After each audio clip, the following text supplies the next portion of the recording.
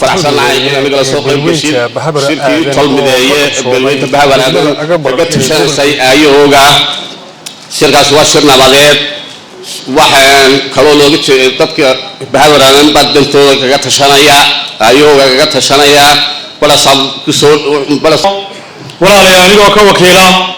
قددي تقولها رأي قبل يا مدحض غميرك يا هواك يا دليلة حنسود وين أمام الكهان قبل يهير دقمه ولا الصعدة هاي نجار سوق قريب قلبي فبتاع الشركة. إسلام مركزنا أنت عمرك لقيتها شرف النوت هاي قددان قدام بيا الله قددان ما قاعد وحلا يلو في وقت كلا أساسا قدي قبل باله وما أنت كسو عندك تقعد ورا الشركة تلميذية دقمة عقبة كنت الشركة دق بوق بصامي وعلى السورة قليل مدين وسيس على دون الليل حالته دقانك كدع المدوي في قدام بي أيها سودة تشي إنه الشركة ورا كي مادو لكن شرع بينوين تدقن دقموين كا هرجيسا عرب سير الله يبارك قبيلي أنت ما يبغى السنة inay ku qabsato degmada Agabar tabayaaqada bisha 8aad ayaa markii hore ku wadnay laakiin ilaahay fadligii maanta shirkada waxa soo dadajiyay dhalinyarada xaaladda ay ku jirto maamulka gobol iyo heerka maanta ka taagan cid kastaana ay ku khasban tahay kelmadeena ay ku khasban tahay ay keensan doontaa laakiin haddii aynu ahaano kuwa iska daba wareegaya oo imika waxa yaraaday qaanuunka iyo shuruucdii haddii caaqilka la ixtiraami waayo odayga la ixtiraami waayo dawladda la ixtiraami waayo kuweyn la ixtiraami waayo waxay noqonaysaa inay ummadaasi aanay cid hogaamisa weydo marka waxa dawladnimada loo sameeyay in dawladda u samaysanay waxa weeye waa ismaqal waxaynu uqaasha u samaysanay waa ismaqal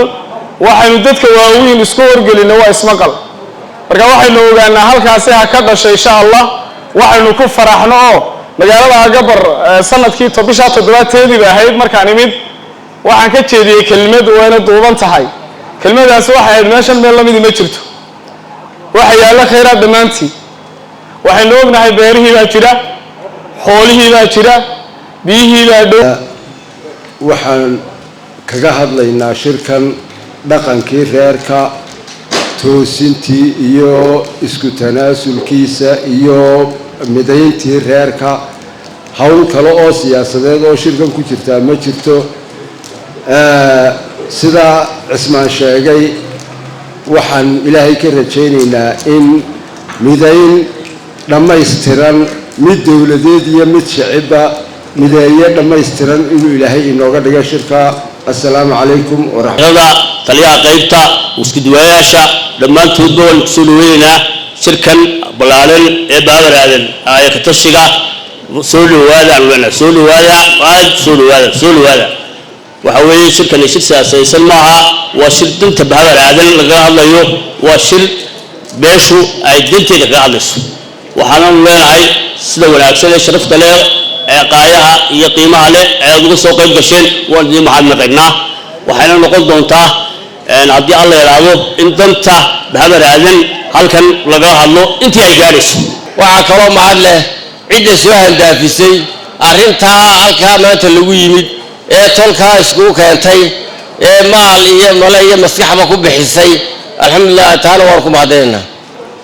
mahadda saddexaad waxa leh waftiga ballaaran ee gobolka ka yimid ee geegwada ka yimid ee maamul hoos iyo maamul saraba leh ee dhammaantood aad iyo aad baan ugu mahadinaa waayo waa gobolkiisii degmadaynu ka tirsannahay waa gabiilay waa madaxweynihii iyo dowxumayo gobolka waa madaxweynaha gobolka waxa weeyaan wax ka soo jiraba dayro isagu aabow yahay shirka ninka furaya dawaa isaga la hoos taga qanjirooyinka meesha ka dhacay waxa weeyaan inaga lafteena gobolkay naga celinaysaa oo dawladda lafteeda ciriiri bay nagu samaynaysaa marka waxa weeyaan in furfur badan ka dhaco shirka maanta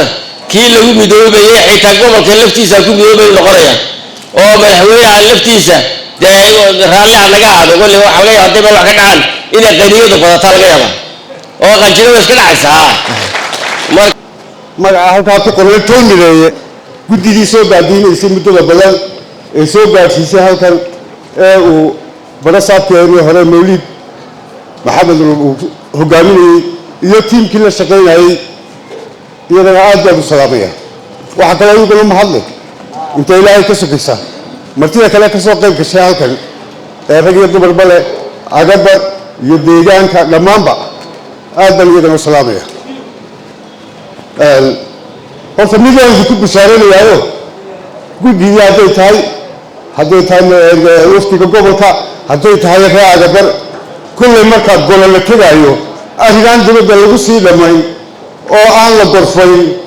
oo aan lagu heshiin golahada lama tago